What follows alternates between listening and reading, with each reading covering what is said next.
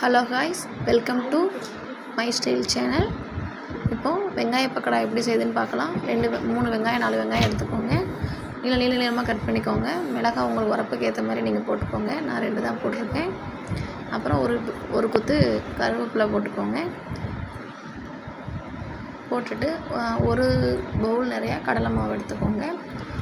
அரை பவுல் பச்சரிசி மாவு எடுத்துக்கோங்க. எடுத்துட்டு தேவையான அளவு உப்பு சேர்த்துக்கோங்க. சேர்த்துட்டு தண்ணியை சொதன்னு பிசையாமல் லேசாக தொளிச்சு ட்ரையாக பிசைங்க. அந்த வெங்காயத்தெல்லாம் நல்லா விரலால் மசிஞ்சு நல்லா பிசைஞ்சு விட்டுருங்க. தொளிச்சு தான் நம்ம ட்ரையாக பிசையணும். இந்த மாதிரி நல்லா பிசைஞ்சு எடுத்துடணும். அந்த மிளகாவோட உரப்பு, கருவேப்பிலையோட அந்த இது எல்லாம் ஆனியனில் நல்லா இறங்கிடும். வெங்காயத்தில் நல்லா இறங்கிடும். அதுக்கப்புறம் எண்ணெய் நல்லா சூடு பண்ணிவிட்டு கடாயில் சட்டிக்கு ஏற்ற மாதிரி கொஞ்சம் கொஞ்சமாக போட்டு எடுத்துட வேண்டியதான். சூப்பரான வெங்காய பக்கோடா ரெடி.